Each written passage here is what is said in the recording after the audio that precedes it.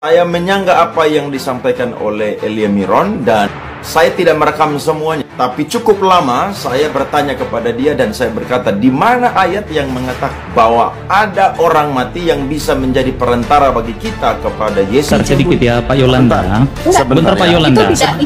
Tidak ada kita gini Pak Yolanda. Tidak ada yang namanya orang-orang yang sudah mati itu mendoakan kita. Dalam teologi Protestan dan teologi itu apapun. Anda bebas menafsirkan apa yang mau kamu tafsir. Tapi kamu tidak punya hak menyalahkan gereja purba. Lalu di mana ayat yang melarang untuk tidak bisa berdoa, mengajak orang di surga untuk berdoa? Justru tidak ada ayat. Ya, sabar. Apa yang Anda tafsirkan itu sangat-sangat tidak alkitabiah. Kalau Elia berkata bahwa jadi orang percaya di sana apakah hanya merujuk kepada yang di peristiwa Lazarus? Kalau dikatakan hidup, apakah kurang dari yang namanya Tuhan Yesus mendoakan kita sehingga kita perlu mengajak mereka untuk mana ada Yesus mendoakan kita? Yesus itu imam besar. Salah satu tugas Yesus di surga adalah mendoakan kita. Selain menyediakan tempat bagi kita, tapi dia juga menjadi perantara bagi kita. Sebentar Pak, dengar dulu, jangan potong saya. Dengar dulu. Dan Pak Anggiat mungkin sampaikan juga, itu akan menjadi doktrin bagi orang yang mendengarkan. Karena saya mengatakan ini sudut pandang orang Katolik, bukan Protestan. Coba begini Pak Yolanda, jadi kalau orang Katolik yang menyampaikan ini di ruang publik, apakah Anda berhak menyanggah?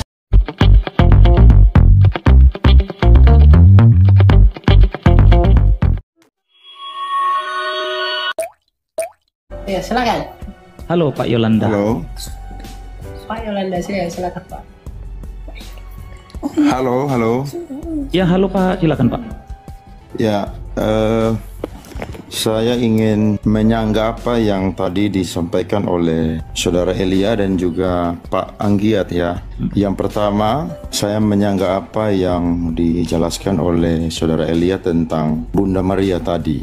Ya, saya adalah seorang pendeta di kalangan karismatik. Tepatnya saya adalah gembala jemaat di salah satu gereja karismatik ya. Nah, kalau kita belajar tentang Bunda Maria, maka kita akan memahami dua pengajaran yang berbeda tentang Theotokos dan Christotokos. Nah, tadi Elia berkata bahwa mengapa orang-orang Katolik itu berdoa itu menjadikan Bunda Maria itu sebagai perantara. Yang disampaikan oleh Elia adalah Maria adalah salah satunya adalah wanita yang melahirkan Tuhan Yesus Kristus sebagai manusia, dan yang kedua adalah Maria ada di sorga sehingga dia bisa menjadi perantara bagi doa umat-umat orang Katolik. Betul ya? Sebelum saya jawab, ya. Enggak. Pertanyaan Bapak itu sudah keliru. Saya tidak menyatakan Bunda Maria itu perantara. Tetapi, nah ini nih, ya, bagus ini tidak saya jawab karena Anda sudah salah dengar. Coba Anda jelaskan. Hari Minggu itu hari yang baik bagi kita. Begini Pak, tadi saya mengatakan bukan Bunda Maria menjadi perantara, tapi kita mengajak Bunda Maria mendoakan kita. Oke. Apa yang kita doakan. Jadi kita nggak bilang ke Bunda Maria sampai aku berdoa kepadamu, berikanlah aku ini, sampaikanlah kepada Bapak ini. Ya, saya paham apa yang Saudara Elia ngomong. Jadi bentar dulu, jangan interupsi saya, ya. Saya menjelaskan Bunda Maria itu sebagai partner kita ajak dia berdoa bersama kita kepada Yesus agar Yesus memerantarai doa kita kepada Bapa. Perantara itu hanya satu. Makanya Alkitab berkata, bagi kita hanya ada satu Allah saja, yaitu Bapa, dan satu pengantara saja. Esa pula lah dia pengantara kita, yaitu Kristus. Jadi yang memerantarai kita kepada Bapa itu hanya Kristus. Dan doa novena itu adalah mengajak Bunda Maria agar Bunda Maria itu berdoa bersama kita, menyampaikan permohonan kita, mendoakan kita ya. Kita ajak mereka mendoakan kita kepada Kristus agar Kristus menyampaikan kepada Bapa. Jadi kita tidak kepada Bunda Maria, terus Bunda Maria diperantarai kepada Yesus, bukan begitu Pak. Karena pemahaman kita adalah mereka itu orang-orang kudus, orang-orang yang sudah di surga. Tentu mereka selangkah lebih dekat dengan Allah. Dan mereka tetap hidup, mereka bukan orang mati. Ya, jadi jangan dikatakan, jangan Bapak framing ucapan saya kepada pengertian yang salah itu. Iya, begini. Jadi kan artinya begini. Seperti yang Elia katakan bahwa kita mengundang Bunda Maria untuk berdoa bersama dengan kita. Betul begitu? Betul, mengajak Bunda Maria. Mengajak. Oke. Kalau seperti demikian, saya minta dasar Alkitab di mana tertulis hal demikian. Oke, sabar ya. Gampang itu, Pak. Itu namanya doa devosi.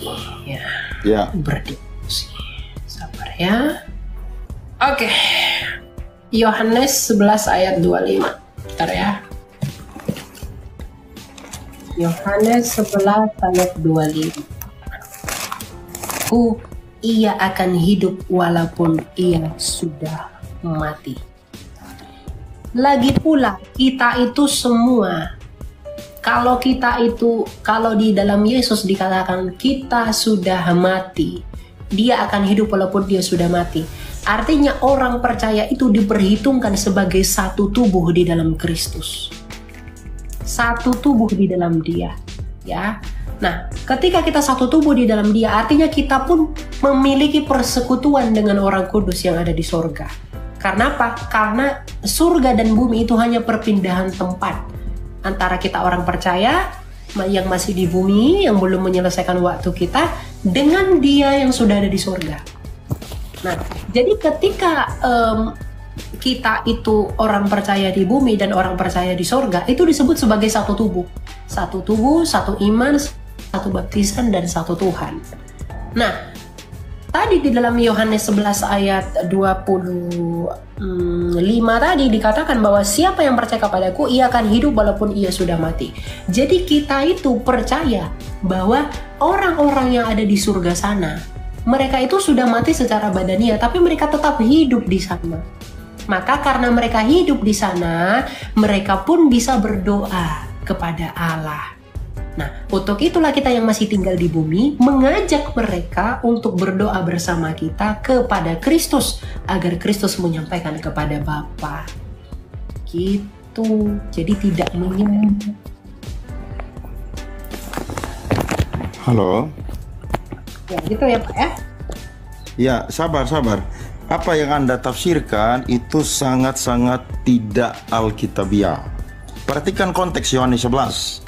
Yohanes 11 adalah Yesus sengaja menunda untuk pergi dan menyembuhkan Lazarus. Dan ketika dia ada di situ, Lazarus itu sudah dikuburkan 4 hari dan sudah berbau. Tapi kalau kita baca konteksnya, latar belakangnya, bagaimana Yesus sengaja melakukan hal itu? Karena dia ingin supaya ada begitu lebih banyak orang lagi yang percaya kepada dia. Jadi kalau Elia berkata bahwa orang percaya di sana apakah hanya merujuk kepada yang di peristiwa Lazarus saja? Ya, maksudnya saya tidak bicara tentang itu. Yang dimaksud adalah kita fokus kepada orang percaya, Pak, yang hidup walaupun sudah mati. Jangan melenceng. Iya, oke. Kalau dikatakan hidup, kalau dikatakan hidup, apakah kurang dari yang namanya Tuhan Yesus mendoakan kita sehingga kita perlu mengajak mereka untuk berdoa? Ada Yesus mendoakan kita. Yesus itu imam besar kita. Kamu pun sudah salah. Tidak ada Yesus mendoakan kita. Dia adalah imam besar, pengantara, tidak mendoakan. Itu beda. Salah satu tugas Yesus di surga adalah mendoakan kita. Selain menyediakan tempat bagi kita, tapi dia juga menjadi perantara bagi kita. Dia memerantarai kita. Memerantarai itu, Pak. Itu tidak biar kamu. No, dia itu tujuan, Pak. Dia itu tujuan, bukan terminal. Makanya dikatakan dalam Kolose 1 ayat 15, dia itu gambar dari Bapa. Jadi jangan seakan-akan ya Yesus itu punya punya sana lagi. No, di dalam Yesus itulah Bapa itu dinyatakan. Jadi dia itu tujuan. Selesai di dalam dia. Iya, betul. Tapi Jadi begini. jangan katakan berdoa. Jadi begini, tidak ada yang namanya orang-orang yang sudah mati itu mendoakan kita. Dalam teologi Protestan dan teologi Itu apapun. tafsir Anda bebas menafsirkan apa yang mau kamu tafsir. Tapi kamu tidak punya hak menyalahkan gereja purba. Yang saya tanyakan tadi adalah di mana ayat yang mengatakan bahwa Bunda Maria itu mendoakan kita. Lalu di mana ayat yang melarang untuk tidak bisa berdoa, mengajak orang di surga untuk berdoa? Justru tidak ada ayatnya, sehingga kalau ketika tidak ada berarti dilakukan, ketika tidak apa-apa, kita- tidak dilakukan pun tidak masalah. Oke, ya sudah. Kalau begitu saya kasih ayat aja yang simpel. Matius 6 ayat yang ke-9. Yesus mengajarkan bahwa berdoalah seperti demikian. Bapa kami yang ada di sorga. Untuk apa kita memerlukan Bunda Maria, membutuhkan Petrus, membutuhkan Paulus, Kita hanya mengajak, kita hanya mengajak, bukan menyembah mereka. Bapa kami yang di sorga, kita memanggil Bapa kita. Sedangkan Berarti- kepada Bunda Maria, itu kita tidak menyembah mereka, kita mengajak mereka untuk berdoa. Sekalipun Yesus memberikan teladan kita berdoa kepada Bapa, itu tidak membuat apa yang kita lakukan dengan berdevosi itu menjadi salah. Jangan sesat Tidak berpikir. seperti demikian. Menurut saya tidak. Kenapa? Karena tidak apa-apa. ada orang Menurut Bapak, teologi modern yang baru lahir di abad ke-20 itu tidak punya kuasa membantah teologi abad pertama. Begini, sebentar Gereja sedikit ya Pak Yolanda. Sebentar Pak ya. Yolanda. Itu tidak- Sebentar. Tidak ada Kita kata- di gini Pak Yolanda, Tidak coba ada dengar dulu Pak kata Yolanda. yang mengatakan bahwa Itu teologi orang yang baru. sudah meninggal, sekalipun dia orang kudus, dia itu wajib atau bisa atau turut mendoakan kita. Tidak pernah ada satu ayat Alkitab pun yang mengatakan demikian. Yang mengatakan itu tidak di mana? Ya, tadi kan Kak Kalau Elia berkata saya tidak bisa menunjukkan secara eksplisit itu iya, tunjukkan larangannya kepada saya. Karena yang kamu lakukan pun tafsir, yang saya lakukan pun tafsir. Kamu sepakat dengan saya, silakan. Yang saya kamu tidak sepakat dengan saya, itu urusanmu. saya tidak sepakat karena Tidak tidak ada sepakat, data tidak Alkitab masalah. yang mengatakan. Tapi Anda tidak punya kuasa menyalahkan yang mau sepakat. Karena tafsirmu ya tafsirmu. Tafsir kami. Paham sampai di Tapi sini? minta maaf. Coba Pak Yolanda Tafsir bisa Anda dengar saya nggak tidak Pak? mendekati Alkitab. Tafsir Coba Anda Pak tidak Yolanda. mendekati Alkitab. Silakan Pak Anggit, Apa silakan. yang Yolanda. saya tafsir itulah yang mendekati Alkitab. Halo Bapak, bisa dengar Ya, saya? silakan. Ya, silakan. Ya. Begini Pak, room ini kita buka sejak awal bukan untuk memperdebatkan teologi. Ya, Betul, itu jelas tidak. dulu di situ. Sebentar Pak, Tidak. dengar dulu, jangan Sebentar, potong saya. Dengar dulu. Budaya dulu. Room ini kita buka bukan untuk memperdebatkan teologi, ya. Ketika nanti kita bahas tentang teologi seperti yang Bapak bilang, apalagi ini sudah menyangkut aras besar ya, PGI KWI Pak. Jadi bagaimana kita bisa menginjil kepada orang banyak? Apalagi Bapak tadi mengaku dan menyatakan bahwa sebenarnya Bapak adalah gembala. Kalau orang nggak cocok dengan kita, jangan paksakan doktrinnya kita, Pak. Betul. Seperti itu, Pak. Jangan kita paksakan. Saya ada banyak hal berbeda dengan Elia ini. Tapi saya kesampingkan perbedaan. Saya masuk ranah persamaan untuk apa? Untuk mengedukasi orang lebih banyak mengenal Kristus, Pak. Jadi kalau Bapak naik ujuk-ujuk mau menyanggah, ini nggak tempatnya, Pak. Kita bukan room debat ini, Pak. Bukan. Ini adalah room tanya jawab untuk mengedukasi orang yang belum mengenal Kristus. Tadi Elia menyatakan begitu, itu kan pertanyaan dari audiens. Saya sebenarnya Protestan, tapi saya suka dengan Katolik. Tapi yang mengganjal di hati saya adalah penyembahan patung. Itu yang disalahpahami oleh si penanya. Nah, Elia memberikan penjelasan. Gitu loh Pak Yolanda. Jadi kita di sini bukan mau debat, bukan mau hebat-hebatan, tidak. Dan kalau mau debat ini nggak tempatnya Pak. Saya juga gabung di room ini. Tadinya saya apologet yang debat Pak, mendebatkan teologi-teologi antar sinode, ya. Tapi terakhir saya kira nggak memberkati Pak. Jadi kalau Bapak mau bertanya silahkan. Kalau tidak ada pertanyaan kita boleh gantian dengan yang di bawah. Saya kira begitu, kembali kepada Elia. Kalau hanya menyangga saja Pak, gini ya, yang mau saya tunjuk, yang mau saya tekankan begini. Kalau hanya menyangga saja, Anda sepakat tidak sepakat itu tidak masalah, itu urusan Bapak.